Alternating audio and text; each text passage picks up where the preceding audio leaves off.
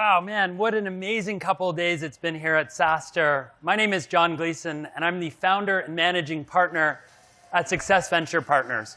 At Success VP, we support founders with their post-sales customer journeys. While it's always been important to support your customers, in today's macro environment, it's never been more important. Before forming Success VP, I led customer success at a company called Motive. Motive, actually, a lot of folks will know that as Keep Truckin'. At Keep Truckin' or Motive, I led from $1 million in ARR to over $300 million in ARR, supporting a team of 150 people, a customer base of 130,000 people, and along the way, helped create a company worth nearly $3 billion. I've got the unique vantage point of understanding how the function of customer success scales at nearly every stage of growth. Today, I want to share with you some of the non-obvious things I've learned along the way. So let's get started. All right, in customer success, we talk about outcomes. And if you've raised any VC dollars at all, your outcome is to eventually build a company that is the size and scale of a publicly traded company. And as such, if it's not already, net revenue retention is going to be a metric that matters a lot to you. There's a direct correlation between NRR and enterprise value. Now, all of us know the equation for NRR, right? Starting revenue, less churn, plus expansion, all over starting revenue.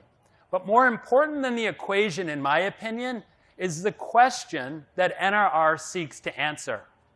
Said differently, NRR is, do my customers find value in my product or service? In other words, are they willing to renew? And are they willing to trust me with more of their business? Are they willing to expand? If you can answer yes to those two questions at every stage of growth, you're on the right track. For the sake of my presentation today, I'm going to break my learnings down into the classic triple, triple, double, double model. Triple, triple, double, double is the framework that makes up that hockey stick curve that all of us in SaaS strive for, right? In short, to put loose numbers against it, it's going from 2 to 6 million, 6 million to 18, 18 to 36 million, 36 to 72, and then north of $100 million in ARR. And in SaaS, we only have 3 ways to make this curve stand up. We can either sell more new customers, we can sell more to our existing customers, or we can keep more of our existing customers. At Motive, my responsibility was 2 and 3. And it's through expansion and renewals, the things that I learned, that I've appreciated that the only way to make this curve stand up is with exceptional renewals and expansion. If I can say anything with certainty, it's that well-executed customer success is an accelerant to growth. All right, so let's talk about getting to that first triple. Now, I recognize that a lot of folks in the room are likely beyond this stage of growth. But there's something that I want to call out here that I think is very, very important, and I would challenge you to keep it with you through every stage of growth, all right? And that's finding product market fit. Before coming to Motive, I thought that product market fit was a one-and-done thing. Basically, something that you worry about at the earliest stages, but once things get going, you forget about and concern yourself with more important scaling activities. But I was completely wrong. Throughout my time at Motive, I was part of several successful product launches.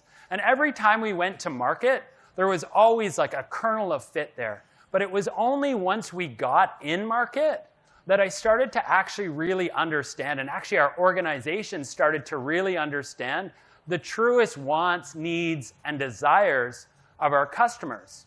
And it was my team in customer success that actually became responsible for capturing this information. And so when tackled with this problem, I actually went back and I revisited a lot of the things that I had learned when I was the first hire at a pre-product market fit company. I'm smiling at my friend Tukan right here because we've known each other for a long time.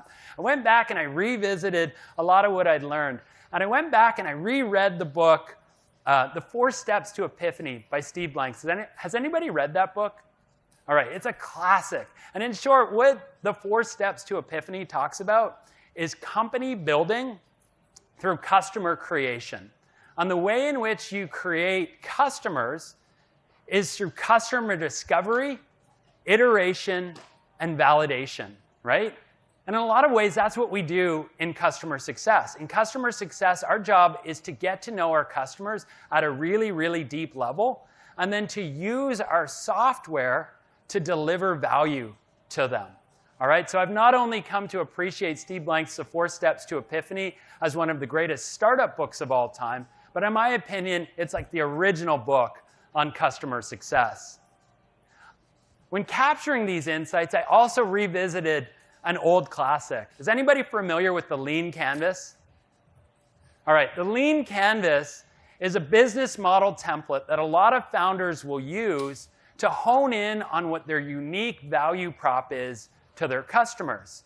In customer success, our job is to understand what the unique value prop is and deliver it to our customers. But you can't deliver something that you don't know in detail. And so I found myself going back to the Lean Canvas again and again, and you could often spot me in meetings with customers sketching and filling out the Lean Canvas, right? It became the backbone for a lot of the playbooks that I built in customer success.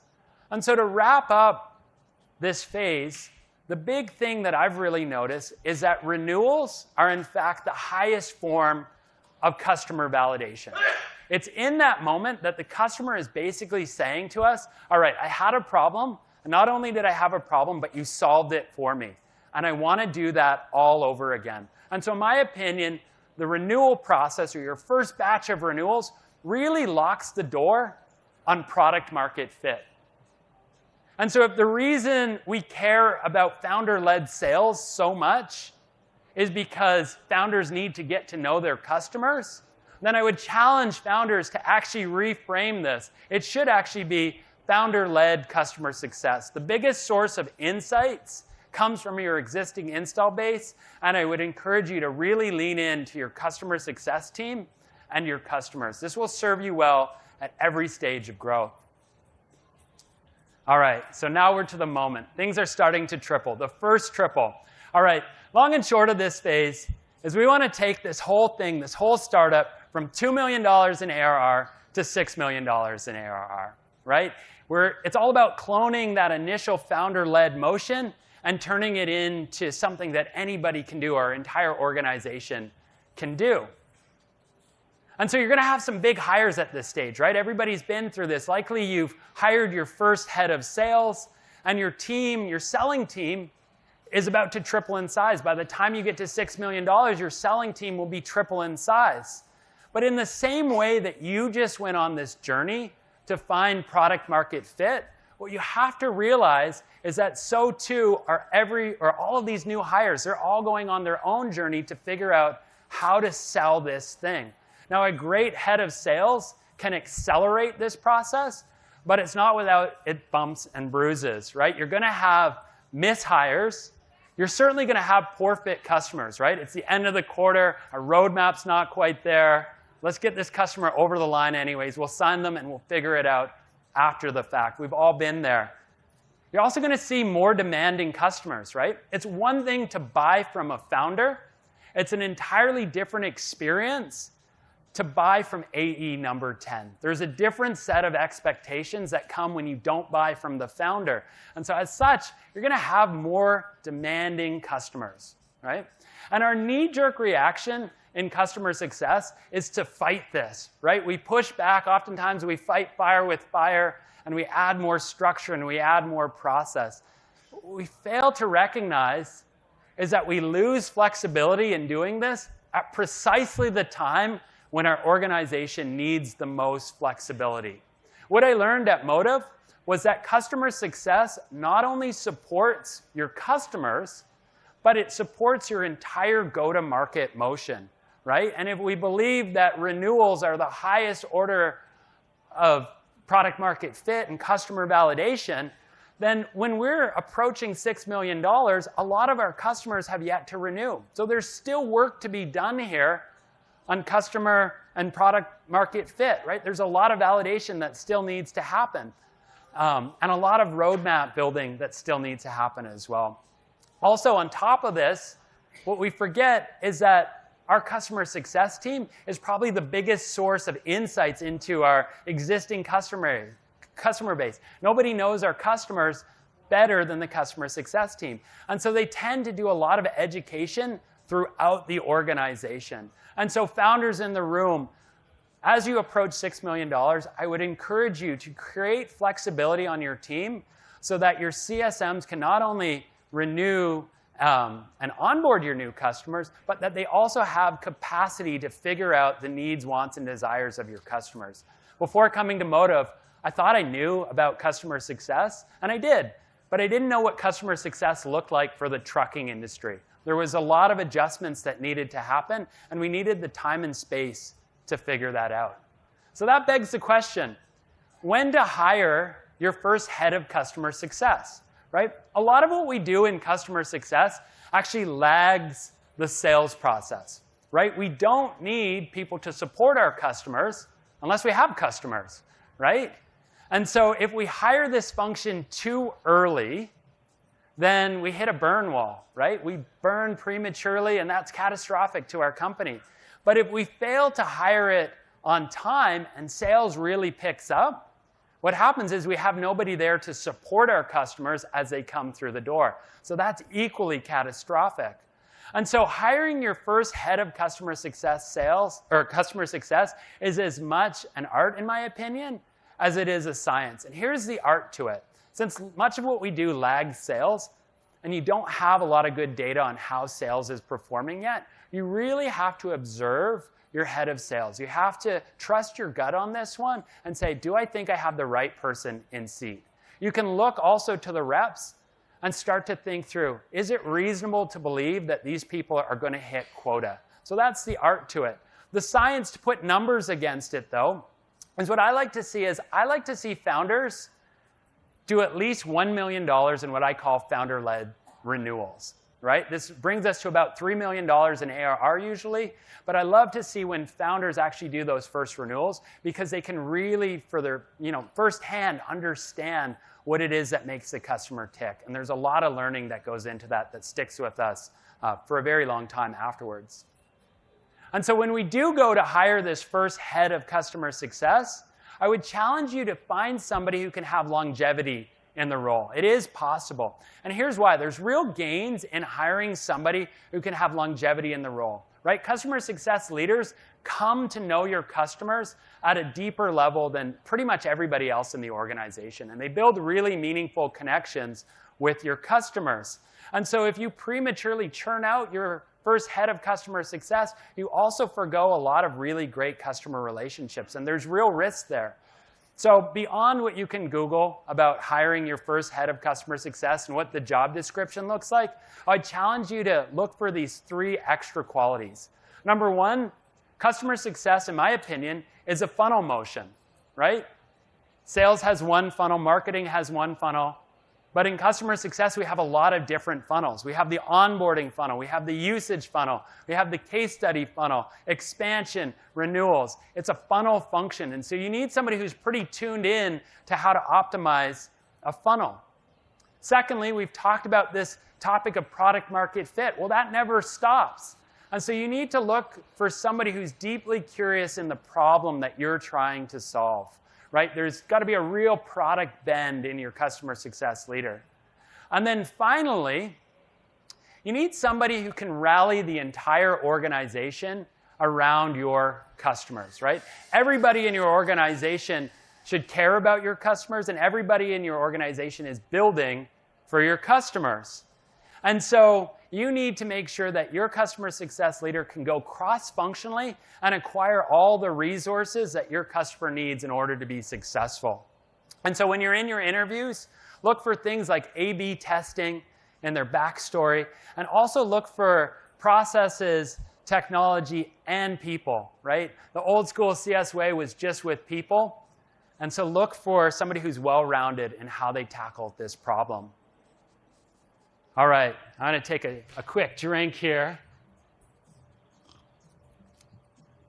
The second triple. All right, so things are really getting going at this stage of growth, right? In short, now we're going from 6 million to 18 million. And if you look at the headcount of our organization, the sales side really starts to grow, right? We likely have 20 people selling by the end of this stage of growth. And that means that there's managers of managers on the sales side. On top of that, the velocity of new logos is really picking up, but so too are renewals. And so if the theme of the last triple was to have flexibility, it's at this stage of growth that you really need to start to create scale. See, what happens now is as you cross $6 million in ARR, your renewals start to run away from your new logos. Even if you're closing new logos at an incredible clip, the compounding nature of SaaS means that this is where your renewals really start to run away. And so when I talk to CEOs and success leaders at this stage of growth, what I learn is that their CS teams are absolutely in shambles. They're breaking, they're bursting at the seams because it's just too much to do between renewals and onboarding.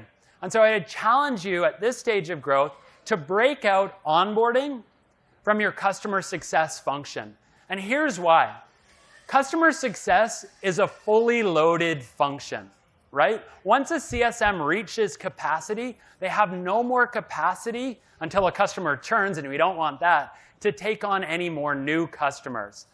Onboarding, on the other hand, is a throughput motion, right? The better you get at onboarding, the better you're able to graduate customers. You bring one in the door and you send one out the door. It's a throughput motion, so it scales really, really well, which is why I've come to appreciate time to value as one of the most important but underrated metrics in all of SaaS, right? And here's why.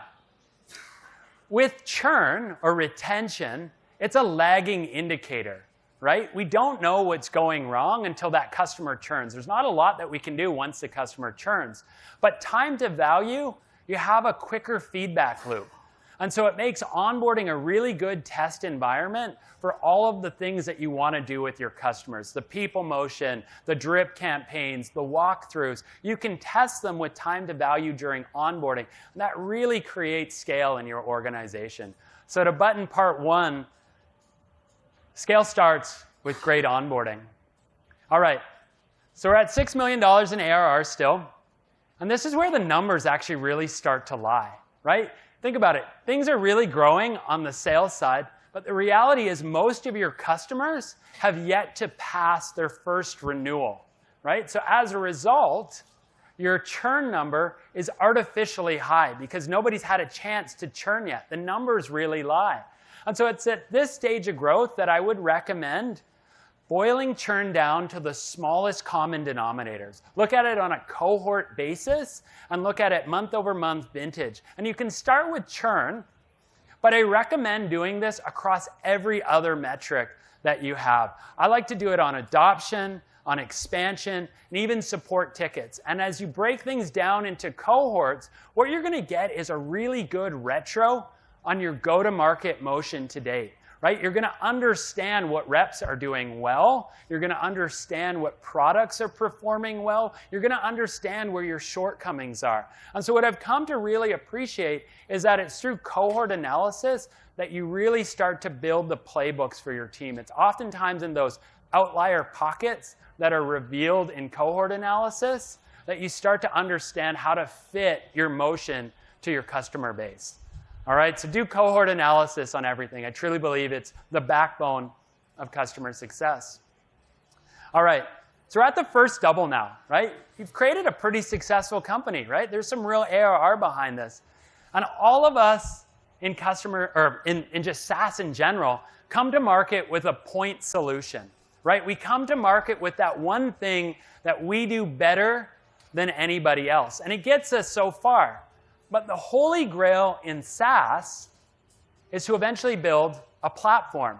And as we build a platform, we come to market with other features and other products. And it's at this time that we start to butt in to competitors, and competitors butt into us. And so it's at this moment in time that I strongly recommend shifting your customer success motion from a reactive motion to a pure offensive motion. What I learned at Motive is if we weren't expanding our customers, a competitor had a door to break into that account. And so we actually had to stand up a pretty aggressive selling motion in order to prevent churn. Now, this isn't a selling motion like on the sales side. It's a little bit different.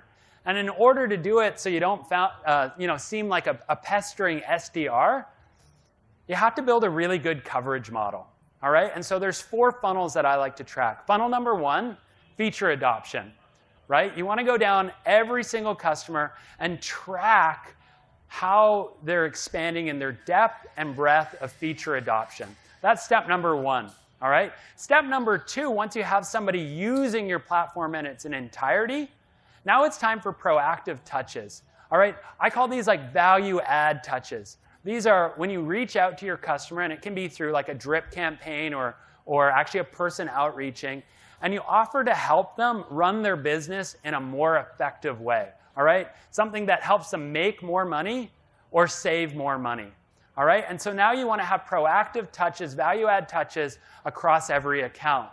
Once you do this, now you've earned the right to have a real expansion conversation with your customer. And we did this through a concept called Customer Success Qualified Leads, CSQLs.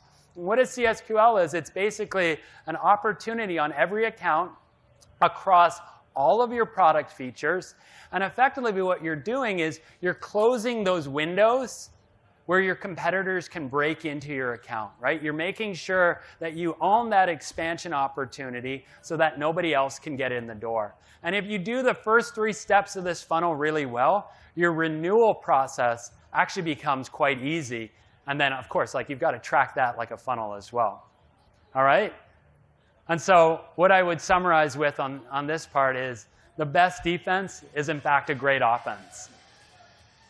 All right, the second double. So at the second double, when I was at Motive, I thought I was killing it. I thought I was doing so well. My retention was humming along really nicely. I was expanding like crazy. And then all of a sudden, my NRR numbers started to fall. And I was like, oh my gosh, what is happening here? And what I came to realize is that there's this curve to NRR. Okay, there's this curve to NRR. When we come to market, we always undersell the value of what it is we're selling. Right? We're just happy to get in the door, so we leave dollars on the table. But if you've got a really good customer success motion, you recoup those dollars. And as you recoup those dollars, your NRR climbs. Right? This is awesome. You're the champion. But at the same time you're recouping those dollars, your selling team is learning to sell your product for the full ticket price. Right? So now these new logos that come in the door, they're fully expanded. Furthermore, when they churn, they're bigger, so they really count for more. And what happens is you start to see a drawdown on your NRR. And it's actually in this dip that everything comes full circle. Right? It's in this dip that everything comes full circle, because it's in this moment that you start to get pulled back in to your pricing and your packaging and your product market fit topics, and all of it comes around once again. Customer success comes full circle, and product market fit never stops. And so to summarize the 5 learnings here, it's that product market fit never stops. Customer success supports your entire go-to-market motion. Onboarding is where the capacity to scale comes from. Issues can lurk even behind great metrics. And customer success proactively sells. The best defense is a great offense. All right, thank you, everybody. We've got time for questions. I really appreciate it. Man, it's hot up here.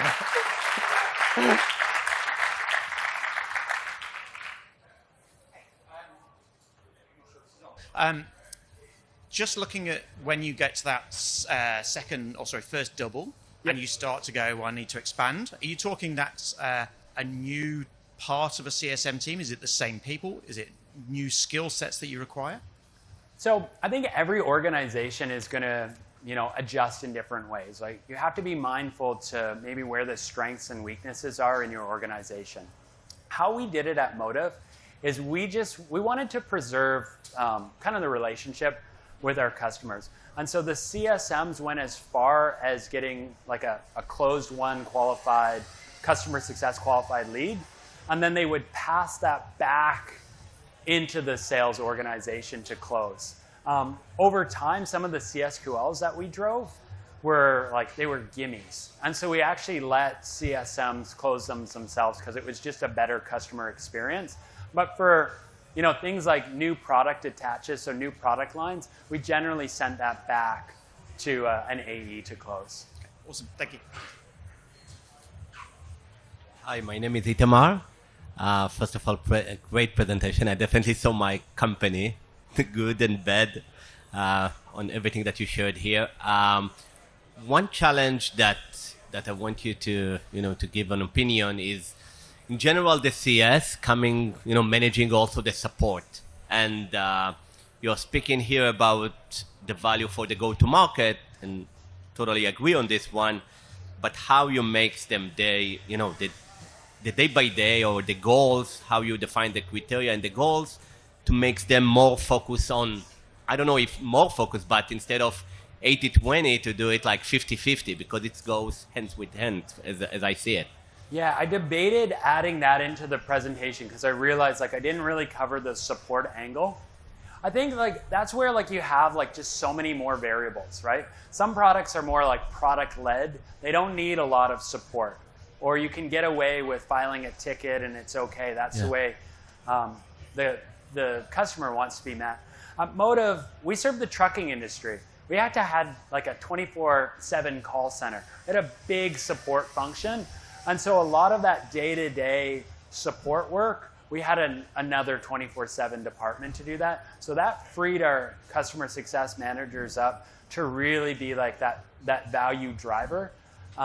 But I think you have to reflect on, how intuitive your product is, what level of support your customers demand, and then carve out, space for somebody to deliver that value. But you're right. If CSMs are faced with 2 tasks and they've got an inbox full of support tickets. No, they're not doing the support, but the fact that they're in the same department of the support, they're focusing a lot on customer certification, and it takes them from the go-to-market focus. Yeah. Okay. Let's come up afterwards. We can go deep on that one. Cool. Great presentation. Thanks. That was brilliant. We've got a B2B SaaS organization, very land and expand motion. Super interested in how you incentivize the CSM in terms of that funnel that you talked through, in terms of onboarding to really optimize that growth. Any thoughts? So we would run a lot of actually spiffs around. So what I didn't get into in real depth was that cohort analysis. But I did mention that cohort analysis was kind of the backbone for a lot of our playbooks and our activities. And so our product actually, by and large, was pretty easy to adopt. And so it was a lot of those outlier pockets that we would then drive an activity against with a person. And so oftentimes, we would set up a campaign around it, or there would be always-on campaigns, with your top % of customers, you have to have an on-site visit and an EBR, things like that. So oftentimes, we would drive that through spiffs, and then the lagging. Oh, go ahead. And dedicate specific skill sets to those campaigns, or we had a really big business. It was we still do 130,000 unique customers. So in the SMB, so the long tail, that was about $150 million of customers. That was where it was very round robin. As we moved up market, it was a generalist CSM who had guidance to go in and fix certain problems. Cool. Hi, great presentation. Thank you so much. Thank you. I'm Harsh. We have a B2B cybersecurity company. We are close to about $30 million now. And as we've grown, we've seen that when we started small in the success team, we had a team compensation structure, which worked for us. And as we've grown, the team's grown to about 30, 40 people now, we're moving to a more individual compensation structure. So it would be great to get some insight into how it worked at Motive and when is a good time and how the incentive structure is worked at in your journey. Yeah, okay. I've hosted dinners and panels on this topic, and I think there's so many diverse topics on the comp structure of CSM. I've always been a fan of actually individual comp plans. I think like when you're scaling really, really quickly, I tend to see like some of your highest performers really like want to own their own metric. And so I've just found like individual comp plans are probably a better way to do it. Speaking for like our upmarket, so mid-market and enterprise, it was a blend of a lagging indicator, net revenue retention, and then a GRR number as well. But we looked at it on an account-by-account basis. So send me a note. I think my email is available. I can share with you some different comp plans that I've tried over the years. Sure. Thank you so much. Cool. Hey, John, good to see you again. Yeah, good to see you too. My question's around the adoption piece in the first funnel. How did you track that at Motive? Because what I've been hearing here at SaaStr is that product usage is not a good measure of business value. And so just because you have 90% product usage doesn't mean you're leveraging all the use cases of the solution. So I'm curious how you thought about frameworks for adoption and how you measured that. Okay, I love that question. That's a really good one, right? Feature usage is not a good proxy for getting value out of it. It's a leading, like you need people to use it in order to get value, but in and of itself, it's not how they get value out of it. So for us, and I'll speak with Motive terms because then you can kind of extrapolate out and maybe how that fits to your business.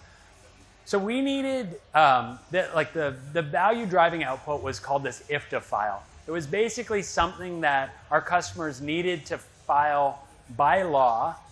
And it was something that more often than not in the early days, they would buy the platform to make their life simple on that thing.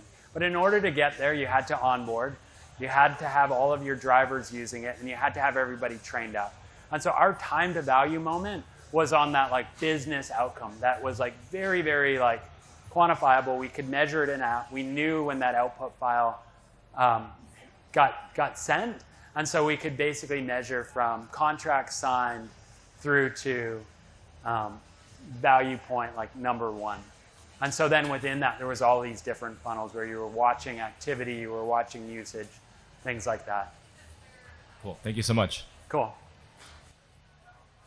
I'm going to refer to some notes because there are a few connected pieces here. My notes up here were so small. I was flying blind the whole time, so I'm with you. Yeah, so my question has to do with the CS team obviously has those one-on-one interactions. So we have, and I'm thinking specifically about,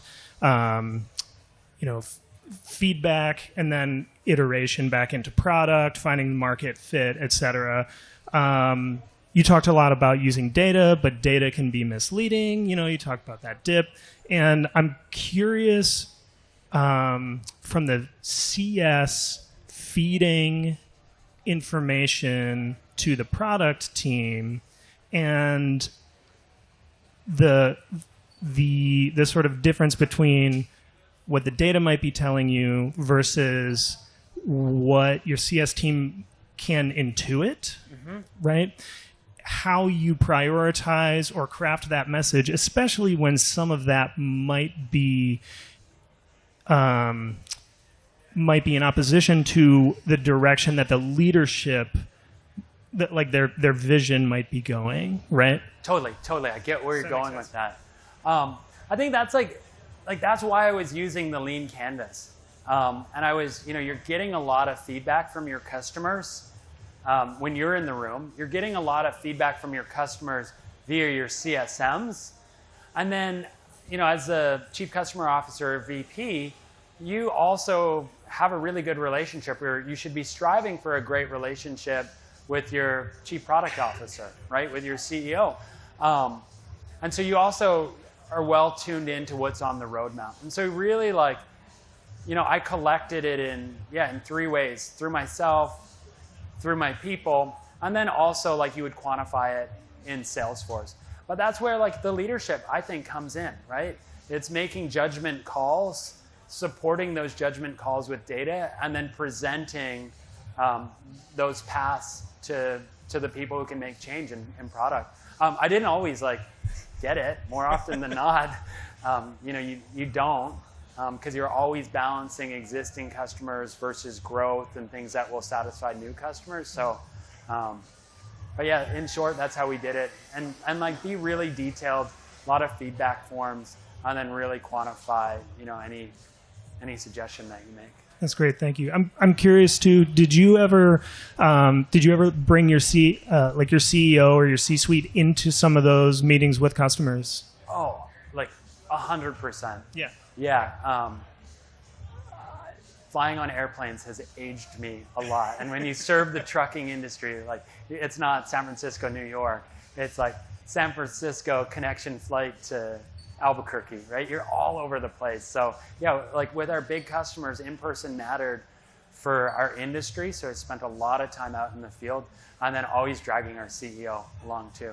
But they really leaned into our customers as well. So it wasn't hard. That wasn't a struggle for me. Great, thank you. Yeah. I'll go for it. Hi, John. Thank you very much for the presentation. I have a question about accountability around the first renewal. So I have an account executive team. They're really good at landing new logos, and I'm the head of customer success. We come in for the first renewal, and we see that we're about to churn a little bit because the deal wasn't sized properly. And obviously, an account executive for larger enterprise deals is trying to sell as much as possible. They want to hit their quota. What would you say? Have you been in a situation, and what would you recommend? Because today I'm considering pushing for AEs owning the first renewal before giving the accountability and ownership to my CS team. I don't think I would do that. You want to make sure that your sellers can go out and sell. I really believe that. Like, keep your sellers. That's a hard job. We have to accept that in CS. It's a really hard job. And so you want to free up time for your sellers to sell. But I think it comes with like coaching and accountability. That's where like cohort analysis really comes in. I would also run like cohort analysis on all of the reps. And I did this a lot. And you would start to understand reps who sold good deals and reps who didn't sell good deals. Certain reps, like they'll have lower retention rate. And so that, when you take that to your VP of sales or your chief revenue officer, that's really quantifiable when you can start to pinpoint, hey, look, like we have specific reps. I know with data that there's work to be done here, and you can go back and coach. When I've seen situations where it gets like really prickly on, hey, we don't want to take this account from you, generally that's a path to nowhere, and it just causes more tension than there needs to be between sales and customer success. And I would say like really strive to build good relationships with sales. As difficult as maybe it is at times, I think it's probably like my longevity at Motive. I was there for 6 years. Closest relationship was with sales and product. Actually, we had like number of people who went over to the selling side, and we also had 4 people who became product managers as well. Thank you. Yep. What are some of the leading indicators that a customer may churn? Because obviously by the time the customer tells you that they want to leave, it's too late to save them. So what are some of the things that you would look to kind of predict that this customer may churn, and then you can take some corrective actions in time? Yeah, so those funnels, like, well, one, I'm pretty excited about AI because I think we're finally going to get to a stage where things like health scores and predictive models can help us with this. To date, I think that's been a path to nowhere, mostly. That's where those proactive touches really come in. Because sometimes the data lies. Like, we had a product that by law you needed to use in order to do your job, right? So our customers would use our product till the day that they didn't, right? Because they had to. So usage wasn't always like a good indicator of churn to come. And so that's where we had to like be really front foot forward. That's where all those funnel activities came to be. And we would override our health scores with just like verbal confirmation from the CSM. You really have to like, this isn't super popular in customer success. On the sales side, right, you're watching dials, you're watching activity, you're watching cadence against counts. A lot of CS leaders don't do that. It rubs their teams the wrong way. I think I've rubbed my team the wrong way at times, but I was like really watching for activity on every account. Not inbound activity, outbound activity. And I wanted to see a super high cadence with value add touches against every account. And that's how you really start to stamp out churn, right? If you have your CSQL, that's an outbound motion. You have your proactive touches, that's an outbound motion. And then you're triggering people to reach out and support based off of usage as well. I have a lot of touch points, but it's never like I'm just reaching out. There's always a point to it. And that's where I found like the best insights around like potentially churning customers would be. The other thing on that, I come from the sales side, maybe the dark side to some, right? But I always had a Friday, if like you've been in a sales organization, there's a Friday, call your pipeline, call the number. What does it look like? You have to do that in customer success. You have to be, with your directors, with your managers, going through, and what does the funnel look like on this? Where are we? What can we correct? And if there's not good answers against it, that's where, you need to set up the playbooks to correct things. But like, take a playbook out of the sales side. I don't think that's a bad idea. Thank you. Yep. Hey, on your long tail SMB customers, how do you approach surfacing them up to, since you have limited number of people to be able to touch them and be able to surface the right ones up and also nurture them at the same time? That's a really, really hard problem. It's really hard to serve the SMB. How we did this though, we had a huge team overseas. So I was actually always able to do a lot with people. And so it was the same funnels, really. It was the same funnels. There was a lot more like drip campaigns that went into it. And so like, let me just like think back. So for onboarding, for example, customer signs in SMB, there's a series of emails that go out. There's a series of walkthroughs that go out. If after 7 days, this hasn't happened in app, now basically our call center overseas gets a queue. And the queue is reach out, here's the talk track. Hey, thank you for being our customer. We're so excited to have you. We noticed that you haven't set up your profile yet. Do you have a minute? Let me walk you through this. And so it was very like triggered based off of something that they should have done at that point in time. And if they didn't need that, we would let it slide down the funnel. It was very like product led in that way. But it was really like pinpointed back to milestones and then swarming with people if we really needed to like accelerate an outcome at that milestone. Thanks. Cool. Hi, John. On this journey from, let's say, first million ARR to a couple hundred million, is there a point in time where you think a commercial customer data platform is a must-have? And so either at a certain ARR point or a certain number of people on the CS team, and that's instead of like hacking our own product usage count, a portal for our CS team in combination with some metrics on Salesforce, whatnot. Yeah. I got to be careful on this one because I love all of the CS vendors and the community that they built around this and the category. I owe my career to a lot of the CS vendors, and I've tried a lot of them. In the end, we didn't have a customer success platform, or at least there was periods of time where we didn't. I tended to go out and acquire point solutions to solve like specific problems that I was having. So the whole relationship lived in Salesforce. To get some of our, let's say like high value touches up, we'd use a platform called Matic that would spin up detailed presentations for our customers that our CSMs could present. So it would like save them a lot of time. So like point solutions,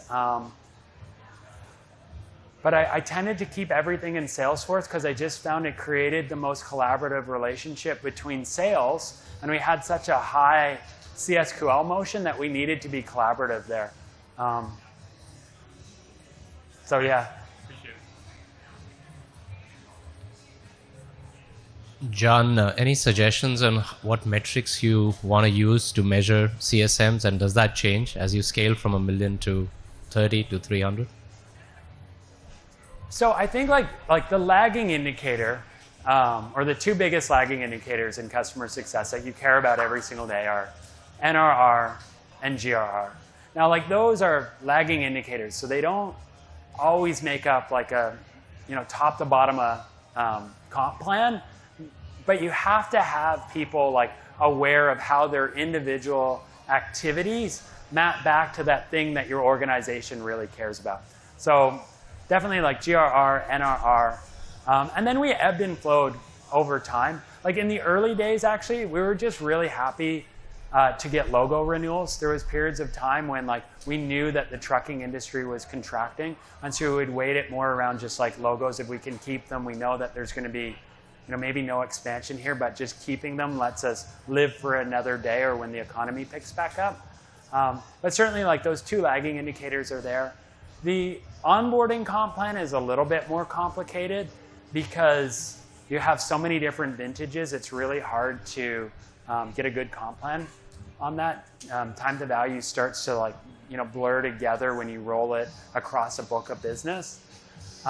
So we really measured on like measurable outcomes, so that like, just like check one versus the time overall, just like, did we get them to this point? Measuring less on the days. That was more a metric for me.